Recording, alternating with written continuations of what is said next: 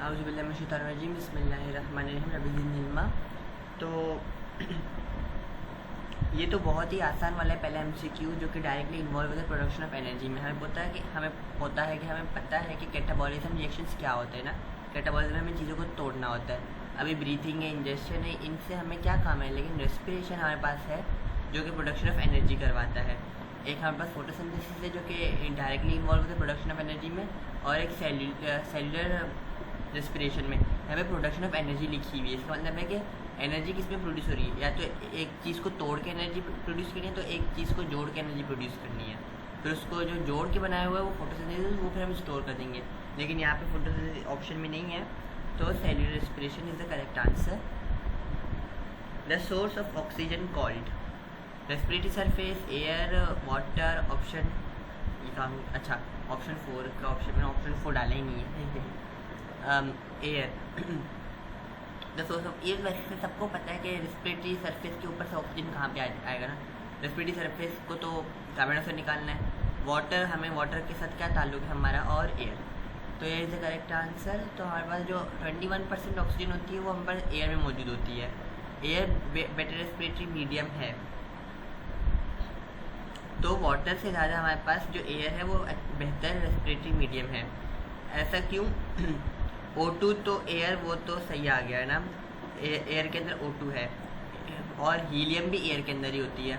और सबसे ज़्यादा जो हमारा जो हीमोग्लोबिन है ना ही वो कार्बन डाइऑक्साइड के साथ अच्छे से ताल्लुक़ रखता है, और ना ही O2 के साथ। उसको सबसे ज़्यादा मोहब्बत है कार्बन मोनोऑक्साइड के साथ। तो अगर आपके पास कभी ऑप्शन आए या MCQ आए कि सबसे बेहतरीन हीमोग्लोबिन के साथ बाइंड कौन करता है, which one is the most suitable for the binding of haemoglobin, या तो with the binding of haemoglobin, तो आपके पास अगर कार्बन मोनोऑक्साइड ऑप्शन में है, और फिर उसके बाद कार्बन डाइऑक्साइड है, वाटर है, हीलियम है, O2 है, जो भी है, तो आपको लगेगा O2 होगा, क्योंकि वहीं करते हैं ना बाइंड। लेकिन सबसे बेहतरीन अगर आपको पता हो तो हीमोग्लोबिन को कार्बन मोनोऑक्साइड पसंद है।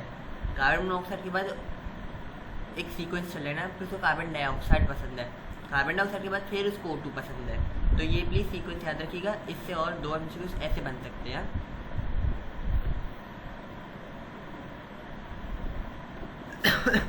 Air enters the dash, larger dust particles are trapped by hair and mucus. Nostrils, mouth, trachea. Nostrils के अंदर हमारे पास हेयर होता है, म्यूकस होता है। माउथ के अंदर बाल नहीं होते हैं, और ट्रैकिया के अंदर तो बिल्कुल भी नहीं होते हैं। Nasal cavity leads into the throat और फेरिंग्स बाय डैश ओपनिंग्स। हमारे पास नेजल कैविटी के 2 ओपनिंग्स होते हैं इंटरनल, एक होता है एक्सटर्नल नॉस्ट्रल्स और होते हैं इंटरनल नॉस्ट्रल्स। तो इंटरनल नॉस्ट्रल्स के भी 2 ओपनिंग होते हैं, तो इसका आंसर 2 है। जो लैरिंग्स है या वॉइस बॉक्स है, उसका स्ट्रक्चर कैसा होता है, और वो अपर एंड ऑफ द ट्रैकिया में होता है, तो उसका फ्लैप लाइक स्ट्रक्चर होता है, ना कि हार्ड होता है, ना कि बोनी होता है। लैरिंग्स अगर हार्ड होना शुरू हो गया या बोनी होना शुरू हो गया, तो वो वैसे ऑफकोर्स ही बात है कि ये जो लैरिंग्स होता है वो कार्टिलेजिनस होता है। तो कार्टिलेजिस हार्ड नहीं होते, फ्लेक्सिबल होते हैं। कार्टिलेजिस बोनी नहीं होते हैं, बोन्स नहीं, तो कार्टिलेजिस अलग होते हैं। तो फ्लैप लाइक इसका हमारे पास ऑप्शन है। After entering from external nostrils the air and then leads through the dash and into the dash. तो हमारे पास इसका ऑप्शन है इंटरनल नॉस्ट्रल्स के बाद हमारे पास फेरिंग्स में जाता है। पहले external nostrils, internal nostrils, pharynx, लैरिंग्स, trachea, lungs. Lungs के अंदर पहले ब्रोंकाई, ब्रोंकियोल्स, एल्विलाई। इस तरह से हमारे पास एक सीक्वेंस चल रहा होता है। तो इंटरनल नॉस्ट्रल्स के बाद हमारे पास फेरिंग्स आता है, फेरिंग्स के बाद हमारे पास लैरिंग्स आता है, लैरिंग्स के बाद हमारे पास लंग्स आता है। तो correct option is option number A. The alveoli are considered as the dash of lungs, respiratory organs, respiratory media, respiratory surface। तो इसका आंसर रेस्पिरेटरी मीडिया।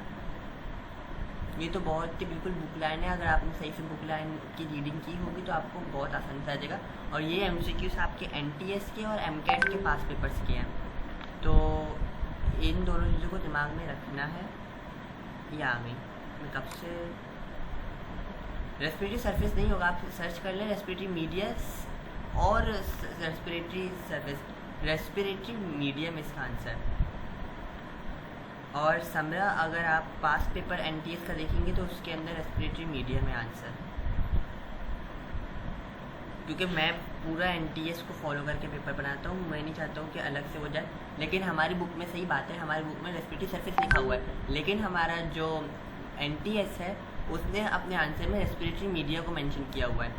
तो we go with the NTS का जो उन्होंने आंसर शीट जो अपनी दी हुई उसके साथ हमें बढ़ना है आगे। लेकिन आप लोग तो एनटीएस का नहीं देंगे, आप लोग को तो ऑफकोर्स डाओ जिना वगैरह का देना है। तो correct answer is respiratory surface. Okay, आप कोई टेंशन की बात है। लेकिन आप एनटीएस का अगर फॉर एग्जाम्पल देती हैं, जैसे कि आपने गवर्नमेंट नर्सिंग स्कूल का देना है, तो आप रेस्पिरेटरी मीडिया टिक करेंगी, आप रेस्पिरेटरी सरफेस टिक नहीं करेंगी। ये बात भी आप फिर अपने जहन नशीन कर लें। क्योंकि नर्सिंग का पेपर एनटीएस बनाता है, डाओ जिना वगैरह नहीं बनाते हैं। कहाँ ये कौन इतने ज़ोर ज़ोर से मैसेजेस छोड़ रहा है? अच्छा, बोथ लंग्स हैं उनके पास। से मैंने 2 ऑप्शन बिलियन में दिए, तो बिलियन में इतने नहीं होते कितने हैं हमारे पास के लंग्स, इतने में वो है, तो 700 मिलियन इसका आंसर है। ये भी बुक लाइन है ऑफकोर्स। बुक लाइन से मुराद ये नहीं है कि आप सिर्फ सिंध बोर्ड को उसको देखें कि एनटीएस नेशनल टेस्टिंग सर्विसेज है, तो एनटीएस के लिए हमें पूरी दुनिया पढ़नी पड़ती है, पूरी दुनिया में बलूचिस्तान, केपी के, सिंध, पंजाब, वो सब बोर्ड हमें पढ़ने पड़ते हैं। लेकिन अब ये सिस्टम अच्छा है कि अब IBS का पेपर ले रहा है, तो वो सिर्फ हमारे सिंध बोर्ड की बुक को देख के पेपर बनाएगा। सही है। इन मैन वैसे इंक्लूडिंग अदर मैमल्स भी था, तो मैंने इंक्लूडिंग अदर मैमल्स को हटा दिया कि MCQ भी लंबा जा रहा था, और अदर मैमल्स का ऑप्शन तो है भी नहीं। In man breathing is termed as negative pressure breathing. वैसे नेगेटिव वेंटिलेशन में भी लिख सकते हैं, लेकिन वेंटिलेशन में पहले भी होता है अलग होती है और ब्रीथिंग अलग होती है। पॉजिटिव प्रेशर मैंने आप लोगों को बताया था कि वो बर्ड्स में होती है, एव्स में होती है, हमारे पास नेगेटिव प्रेशर ब्रीथिंग होती है। फिर वही बात आ जाती है, breathing is a dash process. तो ब्रीथिंग हमारे पास बोथ A एंड C हमारे पास इसका आंसर है। केमिकल भी है और हमारे पास मैकेनिकल भी है। मैकेनिकल हमारे पास प्रेशर लग रहा है, और केमिकल हमारे पास म्यूकस वगैरह ये सब पार्टिसिपेट कर रहे हैं ताकि एयर को हम ह्यूमिड कर सकें। तो breathing both A and C इसका आंसर है। मेटाबॉलिक तो हो भी नहीं सकता है। सॉरी स्टूडेंट, बार बार खांसी आ रही है मुझे। The process in which space inside the chest cavity is increased. तो इंस्पिरेशन के अंदर हमारी जो चेस्ट कैविटी है उसका साइज इंक्रीज हो जाता है, एक्सपिरेशन में सब कुछ अंदर चला जाता है, ब्रीथिंग का तो उसमें ऑप्शन ही बनता है, और हमारे पास इंस्पिरेशन है। Diaphragm also relax chest cavity is reduce during. तो एक्सपिरेशन के वक्त जो डायफ्राम होता है वो रिलैक्स कर जाता है, इंस्पिरेशन के वक्त वो बिल्कुल सीधा हो जाता है, और एक्सपिरेशन के वक्त वो डोम शेप बना के अपने आप को सुकून में डाल देता है। सुकून सुगू गुड़िया, मेरी बाजी की बेटी का नाम था, तो वो अपनी बेटी को बोलती थी सुकून बेटा, सुगू गुड़िया, तो वैसे बोलती थी। तो ये बात मेरे दिमाग में बैठ चुकी है। Recurrent attack of breathlessness occurs in TB, asthma, emphysema. तो ब्रेथलेसनेस का अटैक हमें एस्थमा में लगता है। इन्फेक्शियस डिजीज एम्फिसीमा तो हो भी नहीं सकती, एस्थमा भी नहीं हो सकती। ट्यूबरक्लोसिस, TB हमारे पास इन्फेक्शियस डिजीज एक बंदे से दूसरे बंदे में फैल जाती है। द डिओक्सीडेंट ब्लड अपीयर्स एज, ये तो सबको पता है, डार्क मरून है। और टोटल लंग कैपेसिटी हमारे पास वैसे तो यहाँ पे 6 लीटर होना चाहिए था, लेकिन 6 लीटर्स हमारे पास ऑप्शन में है था ही नहीं। तो जब भी अगर ऐसा कोई वो आए और अप्रॉक्सीमेटली पर, तो बिल्कुल भी यकीन ना कीजिएगा। तो इसका आंसर फ़िलहाल के लिए हम 5 लीटर रखेंगे। वेल, अगर 6 लीटर आ जाता है तो हम 6 लीटर पे रखें, इस 6 लीटर को हम आंसर रखेंगे। लेकिन हमारे जो अच्छे वो प्रोग्रामर हैं उन्होंने 5 लीटर रखा था, उन्होंने 6 लीटर डाला ही नहीं है। इसका लास्ट ऑप्शन था ये, अभी मेरे सामने अभी खुला हुआ भी है फ़ोन पे। The total average lungs capacity is option A 7 litre, option 2 3 litres, option C ले लें, option C 5 litres, option D approximately 4.7 litres. तो इसके लिए हमारे पास 6 लीटर्स का नाम डाला ही नहीं है। तो इसलिए हम यहाँ पे अब अगर आपके पास ऐसा MCQ आता है और आपके पास 6 लीटर्स नहीं है, तो आप 5 लीटर्स पे टिक करेंगे, 7 पे नहीं करेंगे, 5 पे करेंगे।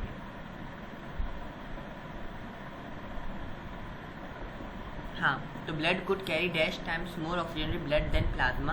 तो 70 टाइम्स मोर ऑक्सीजन कैरी करती है प्लाज्मा से ब्लड। हीमोग्लोबिन का हमें पता है कि इसका नाम कि ये कैसे करता है। 35% इसके पास वो होता है कि ये कार्बन डाइऑक्साइड की ट्रांसपोर्ट करवाता है। इसका लास्ट ऑप्शन 25 था, तो 25 तो पता है हो भी नहीं सकता, 20 भी नहीं हो सकता वैसे, लेकिन इसका आंसर हमारे पास 35% है। और last but not the least, haemoglobin in man increases oxygen carrying capacity of the blood to about dash times. तो हमारे पास है इसका आंसर 65%, 65 टाइम्स हमारे पास इसका ये ऑप्शन है।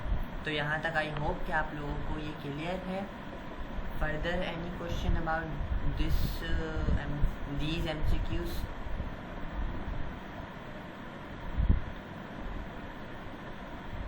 अच्छा, जुम्मे का सुन ले। जुम्मे को आप लोगों का एक कंबाइंड टेस्ट होगा, उसके अंदर आपके डाइजेस्टिव सिस्टम, होलोजोइक न्यूट्रिशन और सर्कुलेशन, इन दोनों को मिला के जुम्मे वाले दिन आप लोगों का एक कंबाइंड पेपर है। 50 to 60 MCQs होंगे। और कल हम इंशाल्लाह इम्यूनोलॉजी स्टार्ट करेंगे। जुमेरात तक हमारा टारगेट है कि हमारा इम्यूनोलॉजी ख़त्म हो जाए। जुम्मे को आप लोग का टेस्ट हो जाएगा। फिर हफ्ते को 2 चैप्टर्स को मिला के जो बच्चे हैं इनको वाइंड अप कर लेंगे। फिर हमारा जो सेकंड है, जो कि मोस्ट इम्पॉर्टेंट है, उसको हम स्टार्ट कर लेंगे। क्योंकि आपको पता है डेवलपमेंट एंड एजिंग बहुत लेंदी चैप्टर है, जेनेटिक्स लेंदी है। बस होलोजिक न्यूट्रिशन एंड सर्कुलेशन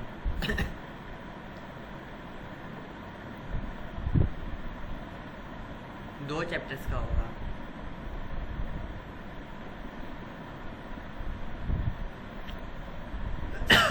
अच्छा, किसी को कोई फर्दर क्वेश्चन नहीं है तो हम मूव ऑन करें आगे। हम सब सेंड कर दें अगर आपको आगे मूव ऑन करना है तो। चले, सही है। तो हमारे पास ये चीज़ तो यहाँ पे आके ख़त्म हो चुकी है। तो हम अब फर्दर आगे मूव करते हैं। जो हमें आज इंट्रोडक्शन लेना था वो हम इंट्रो को लेना शुरू कर देते हैं, ताकि हमारा एक और मसला सॉल्व हो जाए।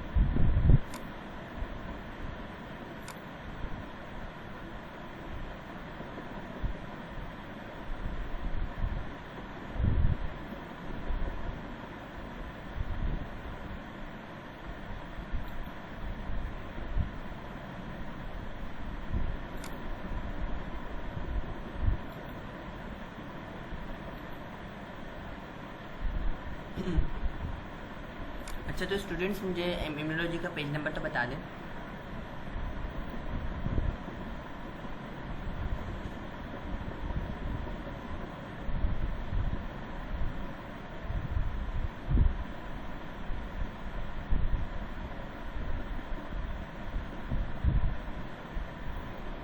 किसी को पेज नंबर भी नहीं पता तो चलिए मैं खुद ही सर्च कर लेता हूँ।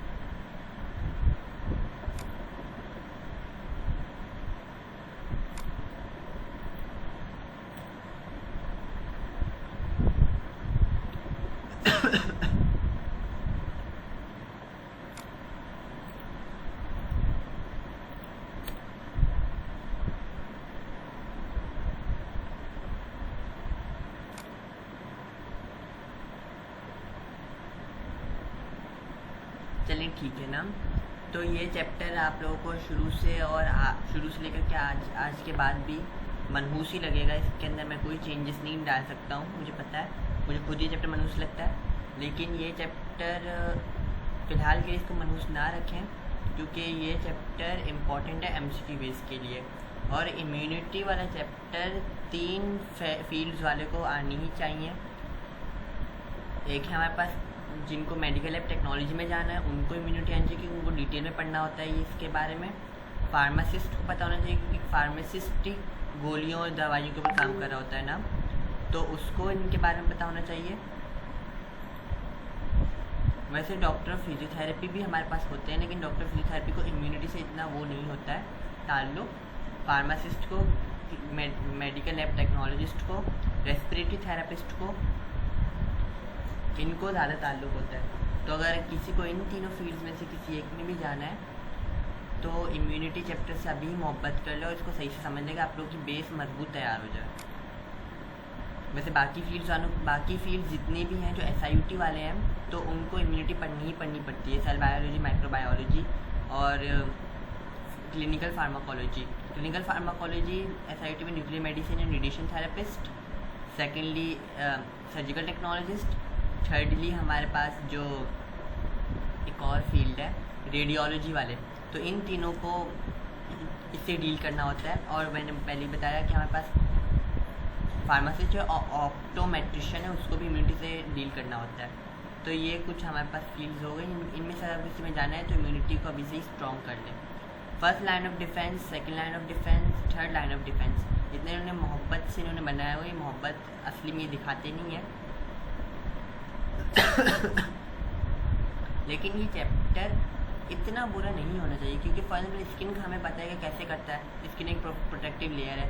डाइजेस्टिव ट्रैक्ट के हमारे पास HCl और हमारे पास NaOH वगैरह घूम रहे हैं। एयर पैसेज वे के अंदर म्यूकस है, हेयर्स हैं। तो ये तो बिल्कुल ही जनरल बात होगी। सेकेंड लाइन ऑफ डिफेंस हमारे पास नॉन स्पेसिफिक डिफेंसेस होती हैं, और थर्ड लाइन ऑफ डिफेंस हमारे पास एक्वायर्ड और लर्निंग डिफेंसेस होते हैं इसमें थर्ड लाइन में। और सेकेंड लाइन हमारे पास न्यूट्रोफिल्स हैं, मोनोसाइट्स हैं, फैगोसाइट्स हैं। ये सारी चीज़ें हैं जो कि एक साथ काम कर रही थी, इसलिए इनके एक साथ इंटर रिलेशंस की वजह से हम फंस जाते हैं। इम्यून सिस्टम क्या होता है इसको पढ़ लीजिएगा। इम्यूनोलॉजी क्या होती है इसको पढ़ लीजिएगा। बाकी चीज़ों को हटा दें। और अभी हमारे पास वैसे ही जनरल इंट्रो में उन्होंने दे दिया है।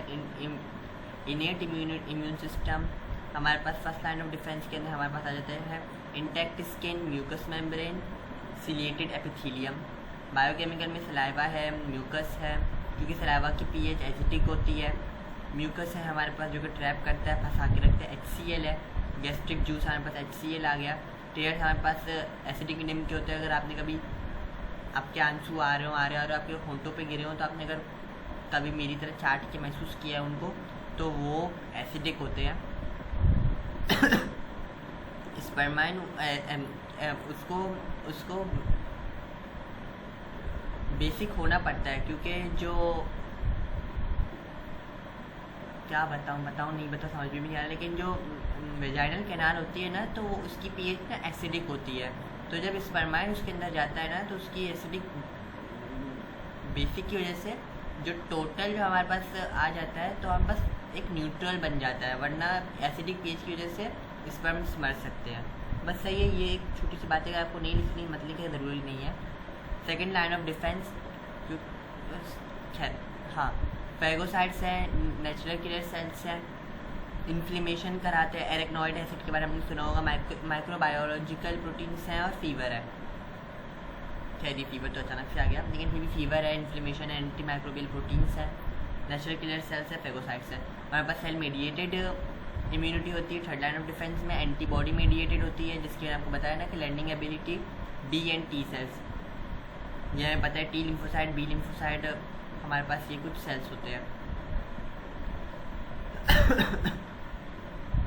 फर्स्ट लाइन ऑफ डिफेंस है फिजिकल बैरियर्स हमारे पास होते हैं, हमने समरी में कर ली। बायोकेमिकल भी होते हैं, जिसके अंदर हमारे पास सलाइवा है, टेयर्स है, म्यूकस है, गैस्ट्रिक एसिड, ये वाले हम ये फर्स्ट लाइन ऑफ डिफेंस यहाँ से आते हैं, इसको काट दें, क्योंकि हमें इसको लंबा इधर पढ़ना ही है। स्किन है, स्किन को हम कैसे वो करेंगे, तो स्किन इतना लंबा हम करेंगे नहीं करेंगे। Being consist of 1.8 metre square, इसको रख लें। मल्टी टास्किंग है, इसके मल्टी टास्किंग का आप लोगों को पता है कि कैसे होता है, कि टेम्परेचर के साथ भी कॉप कर रहा है ये हमारे पास। और क्या है, एक और चीज़ है ना, ये हमारे पास पैथोजन के साथ भी कॉप कर रहा है, ये हमारे पास सेंसेशन के साथ भी कॉप कर रहा है। तो इसके साथ बहुत सारे वर्ड, और ये विटामिन D की सिंथेसिस भी करवाता है, तो ये बेचारा बहुत काम करता है। टच है, हीट है, कोल्ड है, इन सारी चीज़ों को भी ये करवा देता है। और हमारे पास अमंग 3 इसके कुछ लेयर्स होते हैं। Epidermis, dermis. वैसे अगर आप ग्रेज एनाटॉमी पढ़ें, गार्टन एंड हॉल्स की जो हमारे पास जो फिजियोलॉजी की बुक है, ये दोनों बाहर मुल्क वाले हैं, ये पाकिस्तानी है भी नहीं कि 6 महीने में इंग्लिश सीखे। ऑक्सफोर्ड यूनिवर्सिटी और कैम्ब्रिज यूनिवर्सिटी वाले परेशान कि ऐसे इतनी जल्दी सीख भी सकते हैं। तो हमारे पास स्किन की 2 लेयर्स होती है। डर्मिस का पार्ट होता है हाइपोडर्मिस। हाइपोडर्मिस अलग से कोई चीज़ एग्जिस्ट नहीं करती है इस दुनिया में। 2 स्किन की लेयर होती है, एक होती है एपिडर्मिस, एक होती है डर्मिस। डर्मिस के अंदर हाइपोडर्मिस होता है। एपिडर्मिस आउटर मोस्ट है, एपी का मतलब आउट होता है, और डर्मा तो हमें पता है स्किन को हम डर्मा कहते हैं। सही है, इसको रख लें। लेग ब्लड सेल्स करते हैं, हमें पता है कि एपिडर्मिस में तो ब्लड सप्लाई होती भी नहीं है। ये इंटायरली डिपेंड करती है डर्मिस में सप्लाई ऑफ न्यूट्रिशन के और वेस्ट के, ये तो हमें पता है। और इसके अंदर से क्या है, केराटिन से बना हुआ होता है, ये हमारे पास अच्छी चीज़ है जो मैकेनिकली टफ होता है। जो लड़कियां, सॉरी ना वैसे तो मैं तारीफ कर रहा हूँ, बुराई नहीं कर रहा, जो लड़कियां बेचारी सारा दिन बैठ के वो मंजल वगैरह धोती है ना, बर्तन वगैरह, तो उनके हाथ भी ना टफ हो जाते हैं, और जो कपड़े भी बेचारी धोती हैं तो उनके भी हाथ टफ हो जाते हैं। जैसे ज़रूरी से मर्दों के हों वैसे लड़कियों के भी होते हैं। और ये हमारे पास रेजिस्टेंट होती है डिग्रेडेशन बाय बैक्टीरियल एंजाइम्स। और सबसे बड़ा स्किन हमें सबसे बड़ा ऑर्गन स्किन है हमारे पास। फैटी एसिड होते हैं स्किन की सरफेस पे। Dry salty acidic environment that limit the grow of some microbes. हमें पता है कि सॉल्टी हो तो सॉल्टी के अंदर सोडियम है और क्लोरीन है। एसिडिक, क्योंकि मैंने बोला पसीने की पीएच एसिडिक होती है। और ड्राई होती है जिसकी वजह से माइक्रोबियल जो वो होती ग्रोथ कम होती है। लेकिन फिर एक्नी आती कहाँ से, इसका मैकेनिज्म बता देता हूँ। ये जो हमारे जो स्किन है ना, इसके ऊपर छोटे छोटे पोर्स हैं जहाँ से हमारा जो सीबम है, ऑयल ग्लैंड्स और पसीना जो है ना उनसे रिलीज़ होता है, ताकि हमारी स्किन को ठंडा रख सकें और स्किन को मॉइस्ट रख सकें। तो जब हम हवा के अंदर जाते हैं ना, गर्मी के अंदर जाते हैं, तो बाहर की दुनिया में ना माइक्रोब ना हवा के अंदर घूम रहे होते हैं। तो जिसकी मेरी स्किन ऑयली है, तो हमारे ऑयली स्किन के ऊपर या फंसी हुई स्किन के ऊपर माइक्रोब्स आके ना चिपक जाते हैं। क्यों बोलते, कहा जाए कि मुँह हाथ से धोने चाहिए, तो चिपक जाते हैं। तो अगर कुछ लोग जो वैसे मैं धोता भी हूँ, फिर भी मेरा एक्सेसिव ऑयली है, नहीं बेटा मेरे ऑयल में भी मुँह धो के आया हूँ, तो वो जाके ना वहाँ पे ट्रैप हो जाते हैं। जो क्या है हमारे पास सीबम जो ग्लैंड है वहाँ पे जाके ट्रैप हो जाते हैं। फिर वहाँ पे हमारे ना फैगोसाइट्स वगैरह आके इनको भगाने की कोशिश करते हैं, तो वो उनको मार के उधर ही भी रह जाते हैं, क्योंकि बाहर तो निकल नहीं पा रहे हैं ना, क्योंकि पूरा बंद हो चुका है, माइक्रोब्स ने एंट्री बंद कर दी है। तो इसी वजह से ना वो जगह फिर फूल जाती है, इन्फ्लेमेशन हो जाती है। तो इसका छोटा सा ये ब्रेक डाउन था, हम इसके फर्दर नहीं जाएंगे वरना मुझे बहुत लंबा जाना पड़ेगा। लेकिन ऊपर से बता दें कि आप लोग बाहर जब सनस्क्रीन लगा के जाया करें, वैसे तो मुंह को ढक के जाया करें। आप लोगों के पास ऑप्शन भी है बुरके का, तो बहुत अच्छा ऑप्शन अल्लाह पाक ने आपको दिया हुआ है। In addition the dead cells of the epidermis are frequently shed. Dead cell shed हो जाते हैं, जिसकी वजह से माइक्रो। और हाँ, हर हफ्ते तकिए का जो कवर होता है और जो चादर का कवर होता है ना, चादर खुद उसको धो देना चाहिए, क्योंकि उसके ऊपर ना हमारे जो डेड सेल्स हैं वो आके चिपक जाते हैं। डेड सेल के अंदर माइक्रोब्स होते हैं, तो अगर आप वो एक हफ्ते बाद वापस इस्तेमाल कर रहे हैं तो डेड सेल के अंदर के जो माइक्रोब्स है वो वापस से आपके मुंह पे आके चिपक जाएंगे।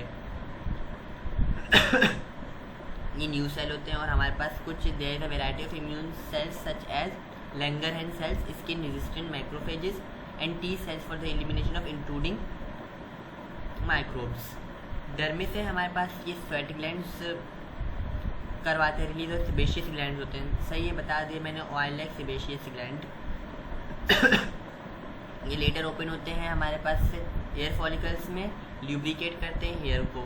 Sebum contain some acids which make a thin film on the skin surface. ये मैंने आपको बात बता दी थी, इसको बस रीड ना भी करें तो आपको इसके बारे में पता होना चाहिए कि है क्या। और हाइपोडर्मिस, इसको तो बहुत छोटा दिया हुआ है, इंसुलेटिंग लेयर की तरह काम कर रहा होता है। ये हमारे पास जो स्किन के अंदर की जितनी भी जो स्किन एक अलग चीज़ है, मसल्स अलग चीज़ है। स्किन और मसल्स चिपके हुए, लेकिन स्किन मसल्स के अंदर नहीं आते, स्किन एक और चीज़ है। तो अंडरलाइंग इसके हाइपोडर्मिस के नीचे वही डर्मिस के नीचे हमारे पास हाइपोडर्मिस के नीचे हमारे पास मसल्स और बोन्स से अटैच करते हैं। ये इंसुलेटिंग लेयर की तरह हमारे पास काम कर रहा होता है। क्यों, इसके पास फैटी टिश्यूज़ होते हैं। और फैटी टिश्यूज़ इसके पास क्यों होते हैं? क्योंकि ये डर्मिस का पार्ट, इसके पास सेबेशियस ग्लैंड्स है और सेबेशियस ग्लैंड्स के अंदर ऑयल है। ऑयल फैट्स की जैसी तो आ रहा है। वैसे मेरी तरह के लोग जो बाहर के खाने के शौकीन हैं, आलू के पराठे और अंडा आलू बोलो के अंडा पराठा और बाहर की चाय, बाहर की बिरयानी वगैरह, आप लोग भी यूनिवर्सिटी आएंगे तो आप लोगों को भी ऑप्शन थोड़ी हो गया। अभी आपकी अम्मी आपको यूनिवर्सिटी में भी टिफ़िन पैक करके दे रही है, तो आपको भी फिर इसी वजह से गंदे खाने की वजह से भी ना तेल की वो क्वांटिटी ना सीबम की बढ़ जाती है, तो एक्सेसिव अमाउंट हो जाता है। लेकिन मेरा बचपन से मेरा कोई ताल्लुक़ नहीं है खाने से, लेकिन मैं बढ़ा रहा हूँ इसको। आज भी मैंने वैसे अंडा पराठा खाया था। तो डाइजेस्टिव ट्रैक्ट वो भी क्लास में बैठ गया, अलग कैमरा लगा हुआ और अलाउ नहीं। टीचर ने बोला आज अलाउ नहीं, मतलब अलाउ नहीं है, मैं तो पीछे बैठा हूँ, तुम कहाँ देखोगी मुझे। तो मैं बैठ के खा रहा था, वैसे नहीं खाना चाहिए लेकिन मैं फिर भी बैठ के खा रहा था। तो डाइजेस्टिव ट्रैक्ट का इम्यून सिस्टम का इतना लंबा हम पढ़ेंगे नहीं, हम लंबा नहीं पढ़ेंगे। म्यूकस मेम्ब्रेन होती है, म्यूकोजा की होती है, म्यूकस मेम्ब्रेन्स होती हैं।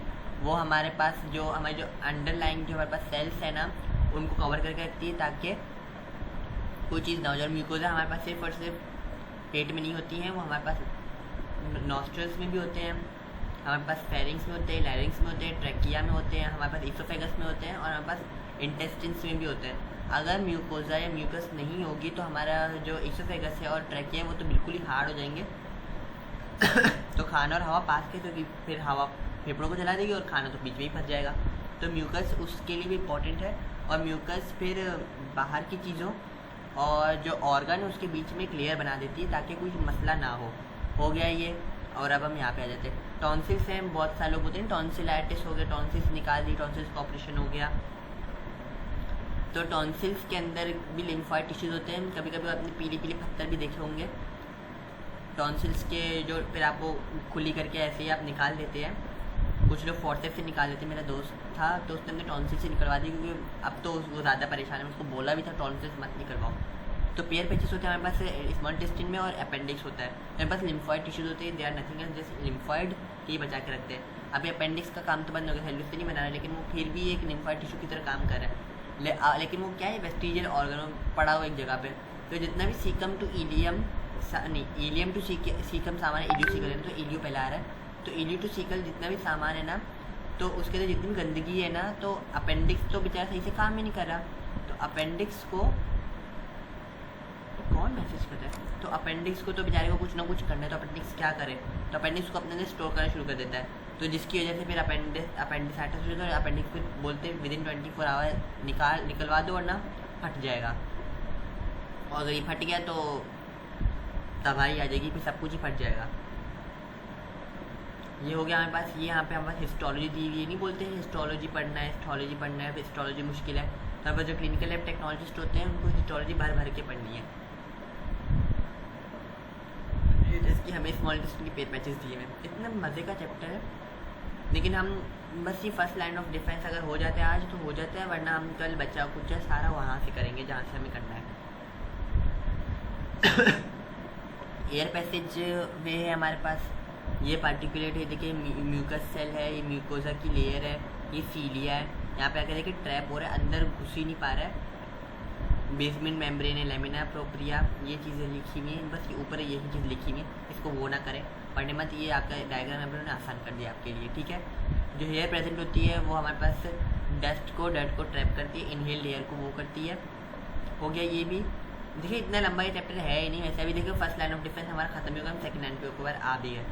तो वैसे इतना ये वैसे आज कुछ पढ़ा ही नहीं, हमने सिर्फ एमसीक्यू डिस्कस किए थे पहले। तो आप लोग मुझे बताए सेकंड लाइन ऑफ